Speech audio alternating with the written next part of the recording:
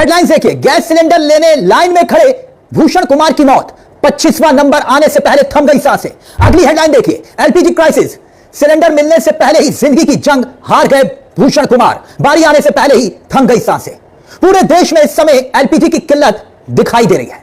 लोग लंबी लंबी कतारों में खड़े हैं, गैस एजेंसियों के बाहर कतार लगी हुई है और अब यह किल्लत लोगों की जान पर क्या आफत बनकर आ गई है। जैसे कोरोना काल में, जैसे नोटबंदी में, क्या वैसे ही हालात अब दिखाई दे रहे हैं। हालात ऐसे कि लोगों को घंटों लाइन में लगना पड़ रहा है और अपनी बारी का इंतजार करना पड़ रहा है, और जब नंबर आता है, नंबर आने से पहले जान चली गई। तो क्या वाकई में ये जो अखबारों की सुर्खियां हैं सवाल नहीं खड़ा करती? सवाल बकायदा हाईकोर्ट ने सरकार को नोटिस दे दिया है। इस खबर पर हम आएंगे। साथ ही स्टेट ऑफ हार्मोन्स को लेकर जो दावे किए जा रहे थे देश की होनहार मीडिया के द्वारा, यह बयान बहुत महत्वपूर्ण है। इस बयान को सुनिएगा तो आप समझ जाएंगे जो तेजी से सोशल मीडिया पर तैर रहा है। सभी खबरों पर एक एक करके हम आए, मगर सबसे पहले पंजाब से आई उस खबर का जिक्र यहां पर जरूरी है। जिक्र और फिक्र दोनों जरूरी है। दिल को झकझोर देने वाली खबर।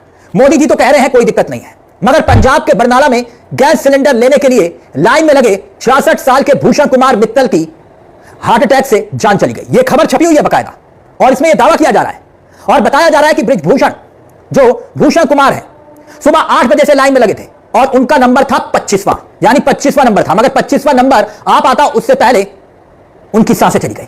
अब देखिए एक और खबर महत्वपूर्ण। हाईकोर्ट ने बकायदा केंद्र की सरकार को जबरदस्त तरीके से ना सिर्फ सुनाया है बल्कि सीधे सीधे नोटिस ही थमा दिया है। एक तरफ मोदी जी कह रहे हैं कि देश में एलपीजी को लेकर कोई संकट नहीं है, कोई दिक्कत नहीं है। बेमतलब कुछ लोग हैं जो पैनिक क्रिएट करके देश का नुकसान कर रहे हैं। वहीं दूसरी तरफ देखिए, बॉम्बे हाईकोर्ट ने, यह खबर छपी हुई है, बॉम्बे हाईकोर्ट ने ना सिर्फ इस संकट के दौर में केंद्र सरकार को नोटिस थमा दिया है बल्कि आगाह भी किया है। एलपीजी सिलेंडर को लेकर 6 याचिका गई थी जिसको लेकर केंद्र सरकार को नोटिस दिया गया, और इस मामले में अगली सुनवाई जो है वो सोमवार को होगी। और इस बीच कोर्ट ने आदेश दिया है कि घरेलू एलपीजी सिलेंडरों का जो भंडारण है, जो स्टोरेज है और जो सप्लाई है, सरकार की नीति के अनुसार ही होनी चाहिए। मगर सुनिए, मोदी जी तो कह रहे हैं कि कोई दिक्कत नहीं है, तो फिर बॉम्बे हाईकोर्ट यहां पर नोटिस क्यों थमा रहा है? क्यों लोगों की जान जा रही है और ये खबरें क्यों सामने आ रही है? सुनिए मोदी जी क्या कह रहे हैं, सुनिए। आजकल बहुत चर्चा एलपीजी को लेकर हो रही है। 140 करोड़ देशवासियों पर पूरा भरोसा है।